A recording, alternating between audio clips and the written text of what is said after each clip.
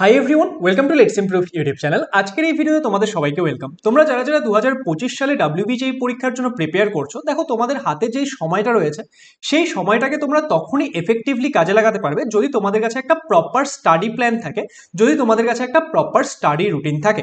এবং তোমাদেরকে মাথায় রাখতে হবে, যদি WBJEE 2025কে ক্র্যাক করতে হয় তোমাদেরকে অবশ্যই একটা প্রপার স্টাডি রুটিন প্রয়োজন হবে, যেটার থ্রু তোমরা রেগুলারলি সারা বছর ধরে পড়াশোনা করবে এবং সেই স্টেপ বাই স্টেপ প্রসেসের মাধ্যমে তোমরা পৌঁছে যাবে তোমাদের WBJEE 2025-এর লক্ষ্যে।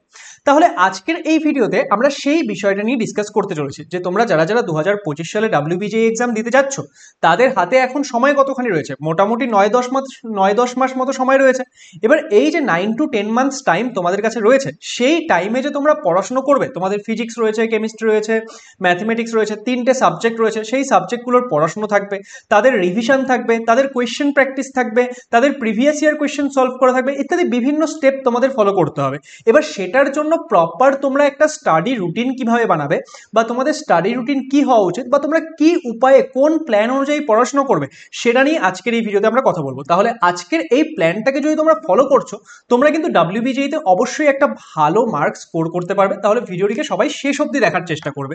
তাহলে আজকে আমরা কি ডিসকাস করতে চলেছি? আজকে আমরা ডিসকাস করতে চলেছি যে WBJEE 2025 study routine to score 100+।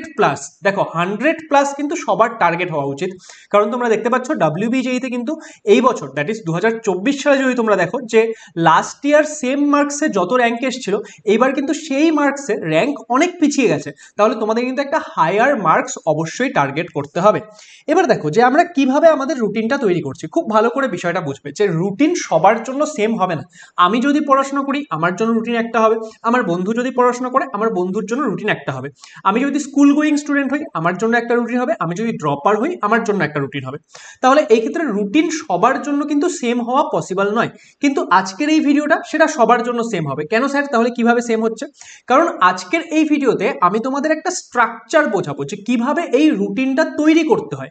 তারপর তোমরা কি করবে, নিজেদের কাজ অনুযায়ী, তোমরা স্কুলে পড়ছো নাকি কলেজে পড়ার সাথে সাথে পার্শিয়াল ড্রপ নিচ্ছ নাকি ফুল ড্রপ নিচ্ছ, তোমাদের কাছে কতখানি টাইম রয়েছে, তোমাদের পড়ার জন্য কতখানি সময় লাগে, তোমরা কি একটা চ্যাপ্টার তাড়াতাড়ি পড়ে তাড়াতাড়ি কমপ্লিট করতে পারো নাকি তোমাদের একটু কম্পারেটিভলি বেশি সময় লাগে, ইত্যাদির উপর বেস করে তোমাদের কি করতে হবে, নিজেদের যে স্টাডি প্ল্যানটা সেটা বানাতে হবে।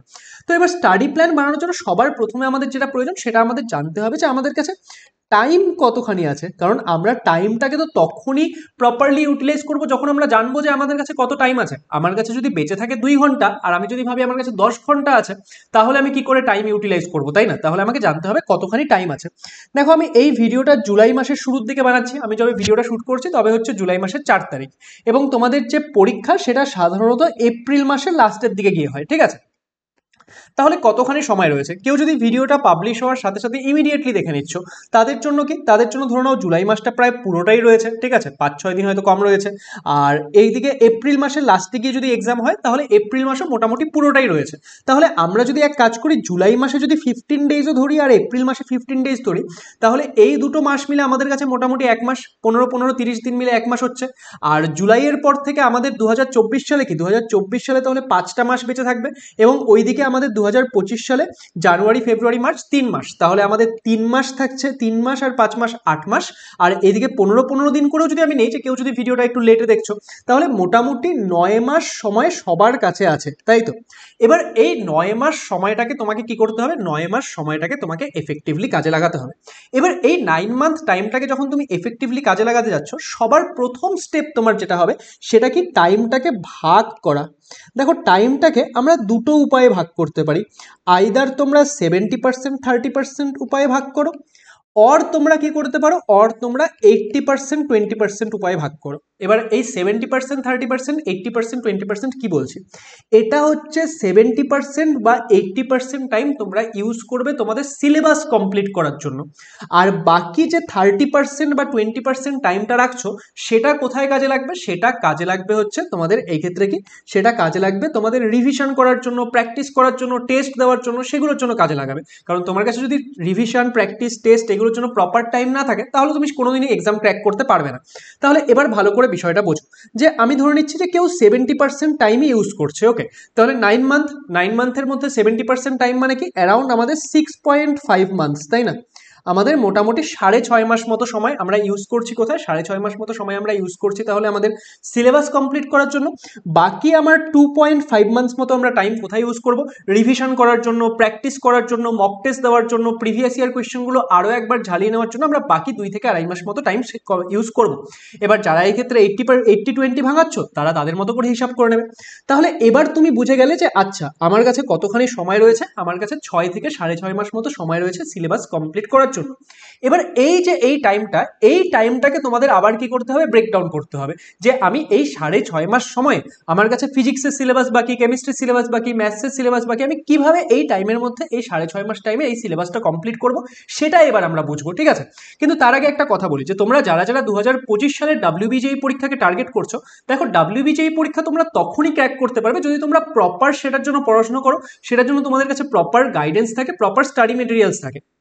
এবার তোমরা যারা 2025 সালের পরীক্ষার জন্য ড্রপ নিচ্ছ বা যারা এই মুহূর্তে ক্লাস 12-এ পড়ছো, প্রথমবার WBJEE 2025 দেবে, তাদের জন্য আমরা একটা নতুন ব্যাচ নিয়ে এসেছি যার নাম হচ্ছে অ্যাচিভার্স ব্যাচ ফর WBJEE 2025।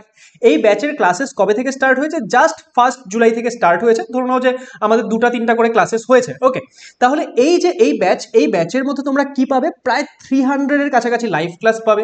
তোমরা এখানে ফিজিক্স, কেমিস্ট্রি, ম্যাথমেটিক্স প্রত্যেকটা সাবজেক্টের একদম কমপ্লিট প্রিপারেশন পাবে ফর WBJEE 2025। কেউ যদি লাইভ ক্লাস মিস করে যাও সেটার রেকর্ডিং থাকবে, তোমরা পিডিএফস পাবে, অ্যান্ড রেকর্ডিংগুলো তোমাদের কাছে কি WBJEE পরীক্ষা যতদিন না শেষ হচ্ছে ততদিন অ্যাভেলেবেল থাকবে। দেখো এই ব্যাচটার মধ্যে আমরা সমস্ত কিছুর খেয়াল রেখেছি যে আমরা তোমাদের সিলেবাসটা জানুয়ারি 2025-এর 31 তারিখের মধ্যে, 2025 সালের জানুয়ারি মাসের 31 তারিখের মধ্যে সিলেবাস বাই হুক আর বাই ক্রুক আমরা অবশ্যই কমপ্লিট করে দেবো, এবং সেটা একদম খুব ভালোভাবে কমপ্লিট করানো হবে। এমন নয় যে জাস্ট পড়ানো হয়ে গেল। আমাদের ক্লাসগুলোতে কি পড়ানো হবে? থিওরি পড়ানো হবে, তোমাদেরকে কোয়েশ্চেন প্র্যাকটিস করানো হবে, বিভিন্ন প্রিভিয়াস ইয়ার কোয়েশ্চেন সেগুলোও সলভ করিয়ে দেওয়া হবে।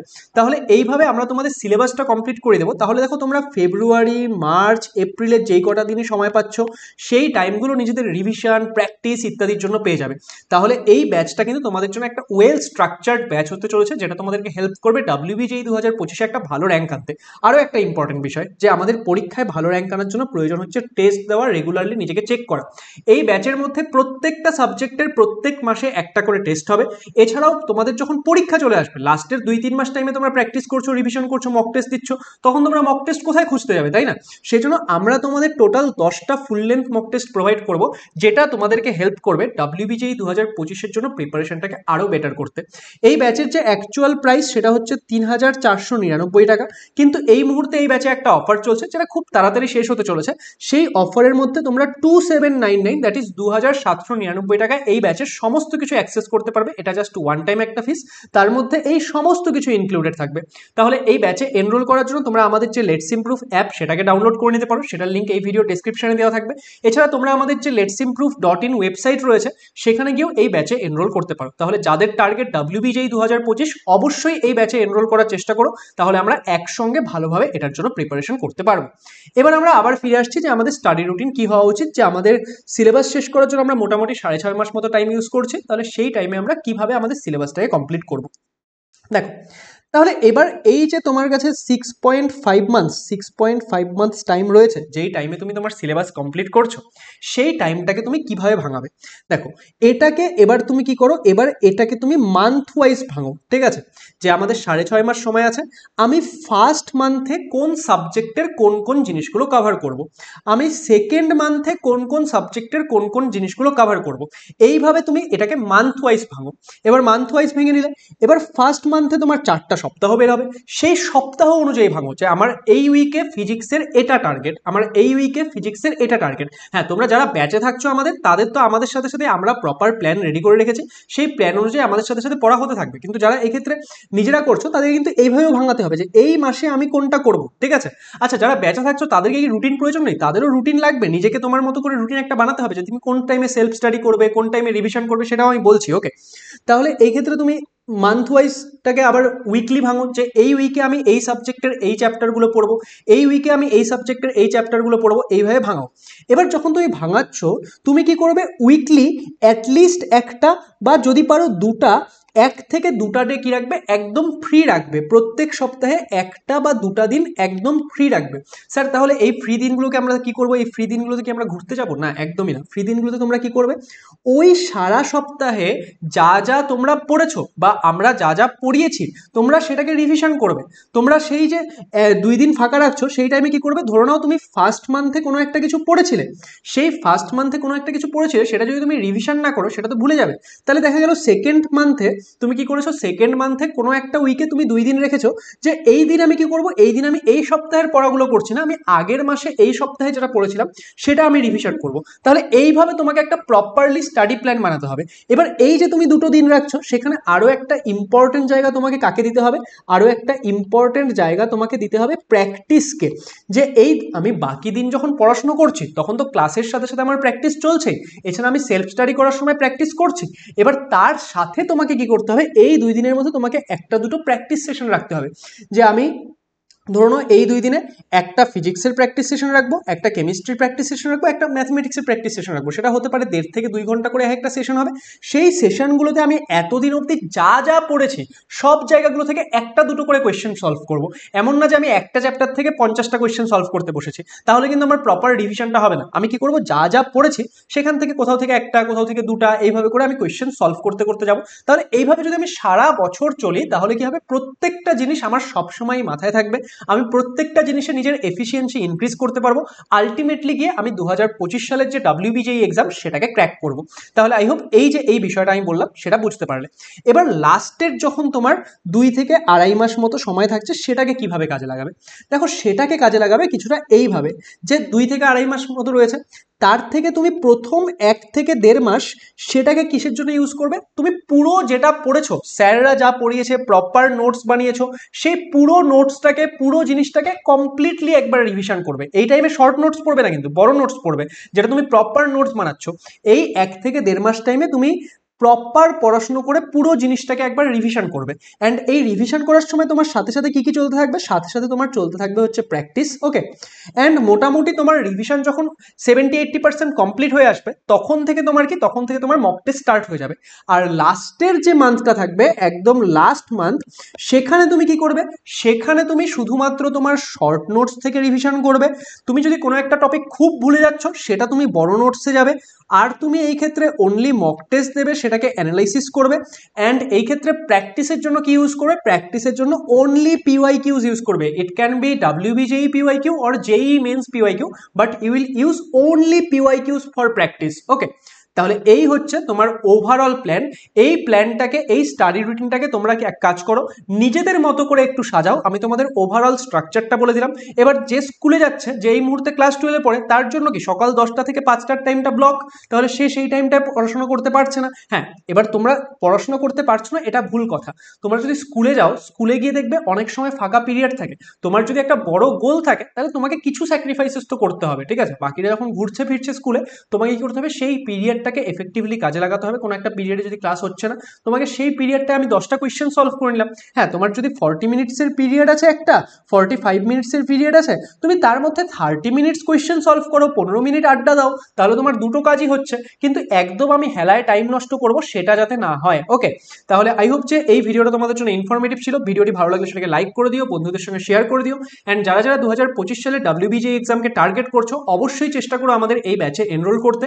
এটা তোমাদেরকে অনেক বেশি হেল্প করতে চলেছে। Thank you so much.